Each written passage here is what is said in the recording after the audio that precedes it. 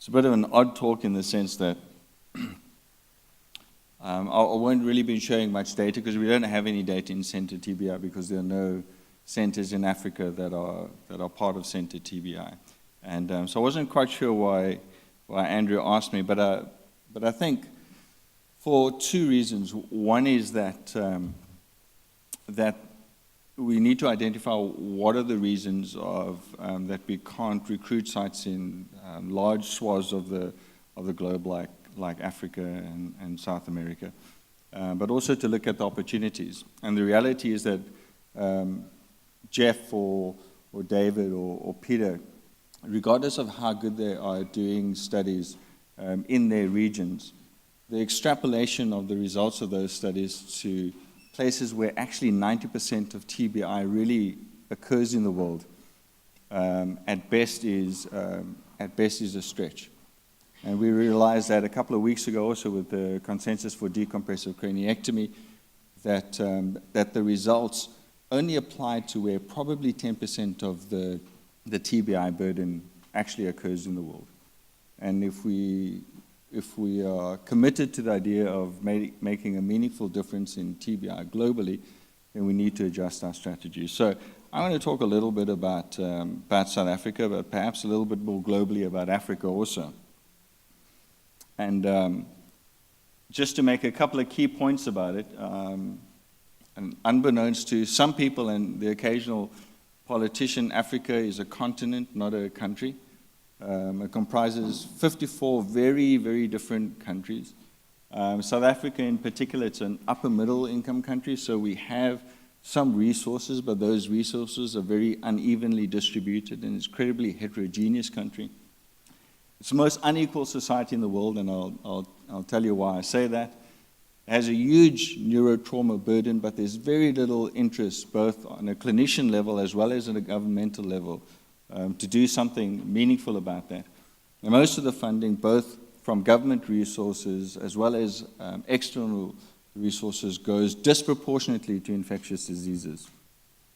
So unfortunately, where it comes to neurotrauma, we just don't have the data that we need in Africa and South Africa in particular. Lots of data on tuberculosis, malaria, and HIV/AIDS, but where it comes to head injuries, very, very little. It's a population of 55 million. Injury is a big part of the burden of disease. It accounts for 1/3 of premature deaths. So young people are dying of the disease. Injury deaths are about six times the global average, and a big part of those road traffic accidents. You look at the mortality projections from the WHO of the big killers I include HIV, injuries, malaria, and tuberculosis by comparison. It's only injury deaths that are going up in terms of the projection. It's only injury deaths that are going up. We're doing a very good job in terms of reducing mortality in HIV, AIDS, and TB, and malaria. We're not doing anything close to that in injury deaths. And it's the statistics are more stark when you look at young people who are dying. So years of potential life lost. So this is in my region of South Africa in the Western Cape. If you look at the top, and I'm sorry it doesn't project very well, but violence, interpersonal violence and road traffic accidents as cause of injuries is actually greater than the impact of HIV/AIDS. And the impact of HIV/AIDS is dropping as we speak. So there's been a massive concerted effort over the last 10 years to make a difference, and that difference is telling. The problem with neurotrauma, of course, is that the burden is increasing and we're not addressing it. So when you look at the incident rate of TBI with the data that we do have, the incident rates are highest in sub-Saharan Africa. In terms of global statistics, they're highest in sub-Saharan Africa. The demographics are pretty typical. Males predominate. They are young males typically, so this is the burden on the workforce, a productive workforce for the future that are either dying or being significantly disabled. So the impact on society is massive. It's largely driven by increasing urbanization, so it's great that various poor or low and middle income countries are developing increased size of cities, but with that increased urbanization comes higher road toll in terms of deaths. So however you look at it, there's always a major discrepancy of Africa. You look at poverty, you look at child deaths. And the only thing where Africa is very thin, of course, is when you look at indices like World Health and access to medical care. The particular challenges that we have, as I said, a high trauma burden, but very little interest on the government level. A huge amount of inequality in our society as well. As I said, it is the most unequal society in the world.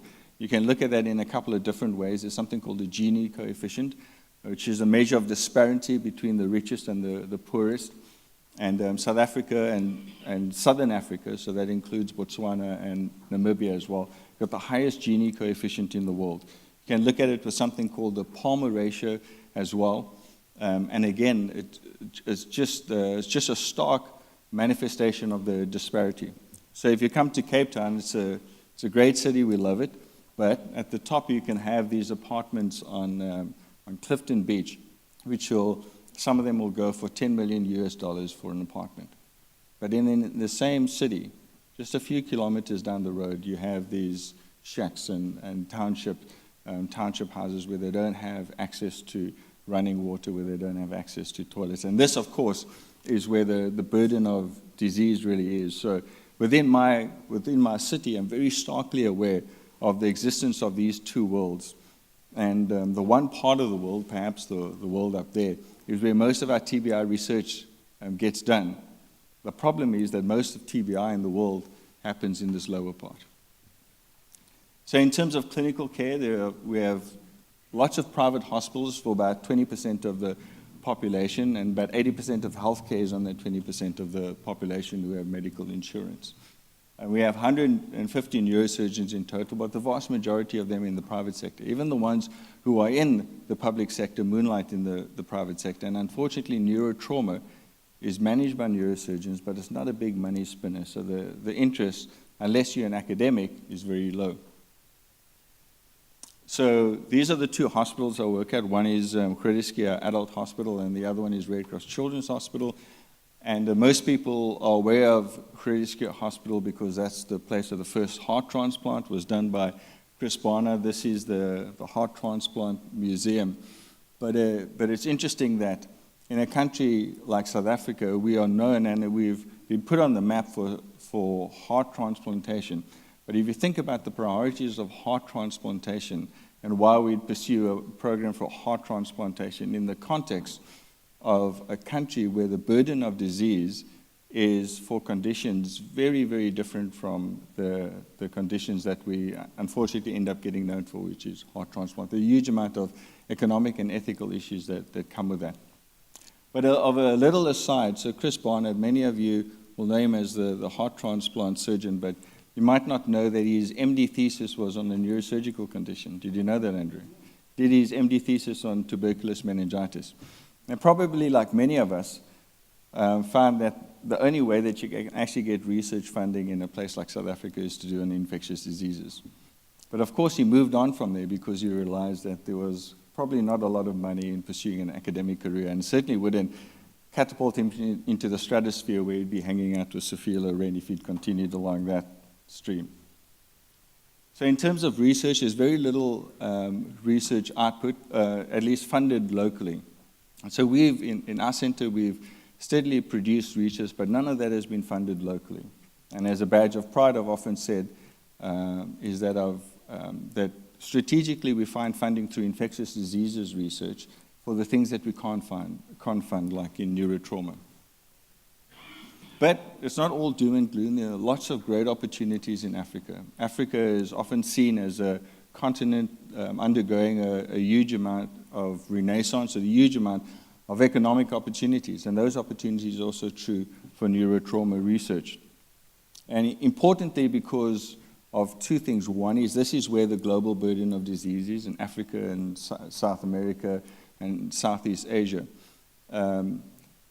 Two, because if you're going to do meaningful research, then you have to do it in the place where you can accumulate the numbers most rapidly. And trying to do that in Western Europe or North America ends up taking 10 years for a trial like decompressive craniectomy. But if you can create an infrastructure in a place where the burden of disease is high, then you have a win-win situation. So this is our pediatric ICU in Cape Town. And for those of you who don't know about multimodal monitoring, so there's a lot of high-end monitoring that goes on here. Now, I'll show you this for two reasons. One, just to demonstrate that this kind of high-level care, high-level monitoring is possible in an African context. And for pediatrics, there's probably not another unit that is as aggressive in care. But this is in the context of Africa. So it is possible. That's the first thing. And the second thing is, as much as the fact that there are people who are really into big data here, I must say that I'm a small data person. I'm a small but complex data person in the sense that I do firmly believe that you can, if you look closely enough, you can learn as much from one patient as you can from 100 patients with pooled data. So this is an example of autoregulation. For those of you who don't know, it's intracranial pressure, brain oxygenation, cerebral blood flow. But again, if you did a randomized controlled trial where you pooled everybody and you asked the question, is the cerebral perfusion pressure of 60 better than 70 or 80 better than 60, it becomes a complete mess because you're not taking autoregulation into account. And you see that just time and time again. This is a patient with seizures. And again, if the intracranial pressure was high, that patient would be a candidate for a decompressive craniectomy. But of course, if the patient's having subclinical seizures, doesn't need a craniectomy, he needs treatment of the seizures. But again, if all you're looking at is the intracranial pressure, that's what you end up doing. This is hyperventilation. And again, you can ask a simple question of should you hyperventilate patients or not. Now, I don't have time now, but I'll show you polar opposite effects on brain oxygenation and cerebral blood flow due to hyperventilation, depending on what the prevailing hemodynamics are. And so despite the fact that this patient is being hyperventilated and cerebrally vasoconstricted, there's still an improvement in brain oxygenation and cerebral blood flow. But if you pooled all the data, you get to a p-value that is completely meaningless. So I'm a big believer that, no disrespect to David Tovey, but actually he said this himself, a disconnected p-value is useless. So in that sense, statistics is a branch of medicine that will tell you that on average, every human has one testicle. And that is true. Statistically, that is true. But in terms of actual meaningful data, it doesn't tell you anything. And then just very lastly, I think there's a huge amount that needs to be done in Africa, but we have to have certain perspectives. We need to get away from the perspective of Afro-pessimism because there are things that can be done on the continent, and there are huge opportunities to do so.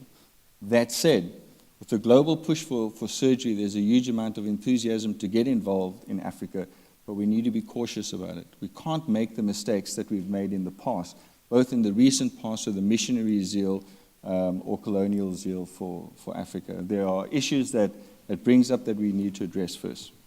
So in conclusion, I think both challenges and opportunities coexist. There are places that have a reasonably good infrastructure where really good research can be done. It's worthwhile investing in those places because that's where the burden of trauma is. And if we do so, there's a substantial opportunity to make a difference. And then very lastly, I just added this for Jeff. If we are going to get involved in global neurotrauma, then I really would suggest that you put this up on your wall. Because of course, we're used to seeing the map the wrong way around. This is, from my perspective, the right way around because Cape Town's up at the top. But of course, it's a globe. It doesn't go one way or the other. So if you put it up in your room, if you're interested in global health, just looking at this daily causes you to look at the world in a slightly different way. And it challenges your perceptions and opens up new ways of thinking. And then very lastly, as you know, we ran the World Cup in South Africa a few years ago, despite a huge amount of Afro-pessimism and criticism. And regardless of whether we should or not, and whether the whole purpose of running a World Cup was just to fill Sepp Blatter's pockets, it was a recognition that it can be done if there's enough willpower. And of course, the willpower was Sepp Blatter's willpower. But if there's enough willpower and there's enough incentive, huge amounts of things that can be done despite the prevailing pessimism. Thank you.